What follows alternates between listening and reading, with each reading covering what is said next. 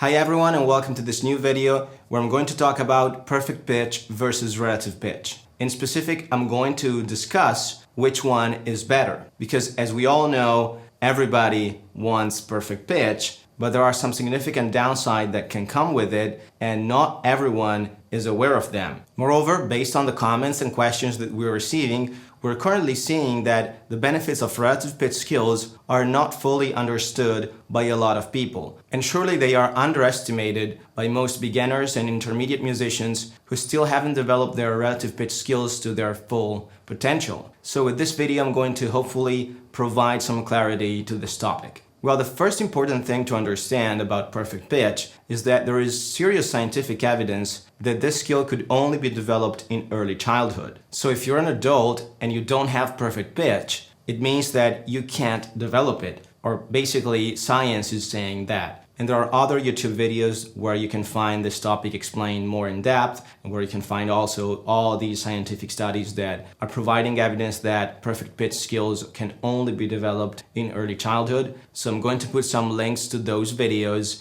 in the description section below. Feel free to check them out if you want to have more proof about this claim. That being said, you shouldn't worry about not having perfect pitch because relative pitch skills can be as good as perfect pitch skills. And relative pitch skills could be developed at any age. So no matter your current level, no matter how old you are, you can develop relative pitch skills. And when they are developed to a great extent, relative pitch skills become undistinguishable from perfect pitch skills. This is something that not everybody understands at first. So a lot of beginners musicians especially are searching for ways to develop perfect pitch skills, and they are basically neglecting relative pitch skills, whereas relative pitch skills are really the aspect, the skills they should focus on, especially if they are adult and they haven't developed perfect pitch in their childhood. So this reason alone should be enough for you to understand that you should put your efforts in developing relative pitch skills. That being said, there are different methods, different approaches to developing relative pitch, and as I've already pointed out in multiple videos on this channel,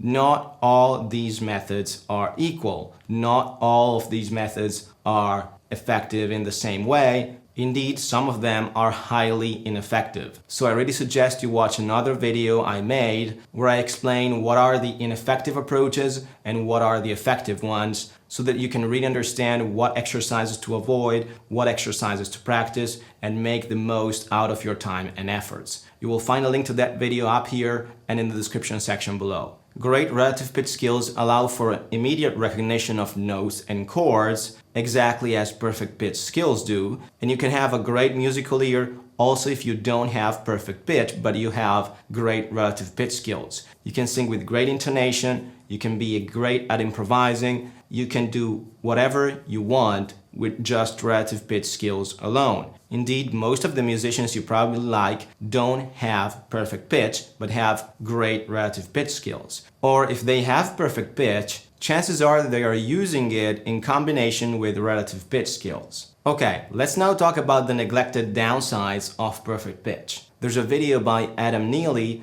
on YouTube that goes more in depth on this topic, on the downsides of perfect pitch, and I suggest you watch it if you want to have the scientific references to the claims that I'm going to make going forward in this video. You will find a link to Adam's video in the description section below. The first issue is related to transposition. Basically, if we have two versions of the same melody, but one played in a key and one transposed up or down in another key,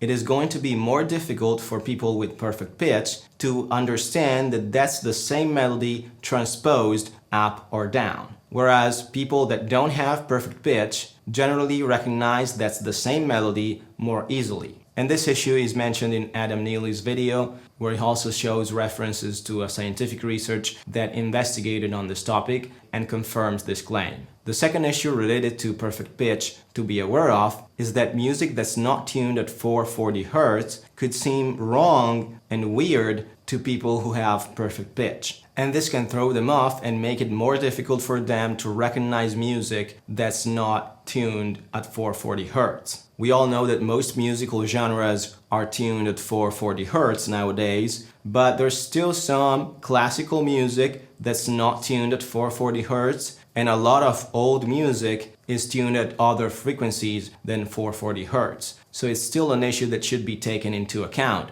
especially if you're a classical musician or maybe you focus mostly on old musical genres. The third issue related to perfect pitch is not being able to easily extract information regarding the musical context that's surrounding the notes and chords that you are trying to recognize or that you're listening to. And of course, this sounds a bit abstract, so I need to expand on that. And in order to do that, I will explain how a person with relative pitch skills recognizes notes and chords. So basically, relative pitch skills work in a contextual way. This means that you recognize the function of the note or the chord. So for example, you recognize that this chord is the tonic chord, or this other chord is the 5th degree chord, or the 6th degree chord. Same with notes. You recognize that a note is the 2nd degree and then goes on the 3rd degree and then the 1st and then the 4th, etc. So to make it short, when you recognize a note with relative pitch skills, you also have all the information related to the harmonic context that surrounds the note, the harmonic context of the song, really. Because by recognizing, for example, that a note is the 6th degree of the key, not only you understood which note it is, you also understood the entire structure, harmonic structure of the scale that's being used in that song. And so you better know which fingering to use on your instrument,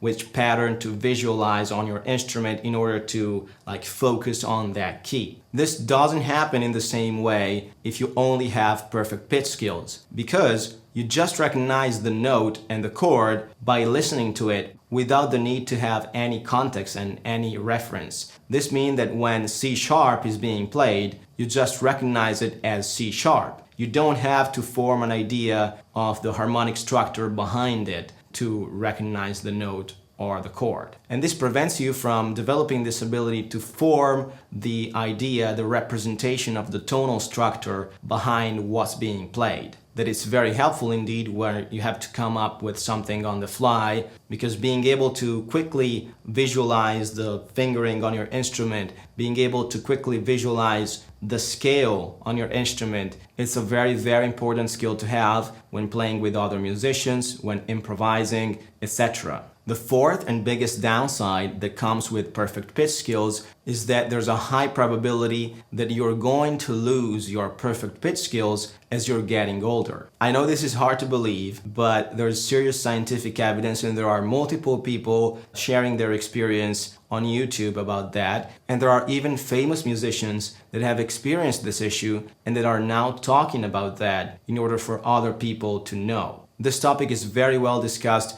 in Neely's video, so I suggest you check it out if you want to go more in depth about this topic and if you want to have some proofs that what I'm saying is actually true. Again, you will find a link to Neely's video in the description section below. That being said, if you're serious about music and if you have perfect pitch, you should really consider learning and developing relative pitch skills as well because of this issue. Indeed, as you will find out by searching this topic further, once you get older and you lose perfect pitch, things becomes very hard for you if you don't have another set of skills that can replace that ability to understand music on the fly and to rely on your ear when playing, when writing, when improvising, etc. I hope this video helped you learn more about perfect pitch and relative pitch. And I hope that you now have a clear idea of what you should focus on. That being said, please leave a like if you like the content.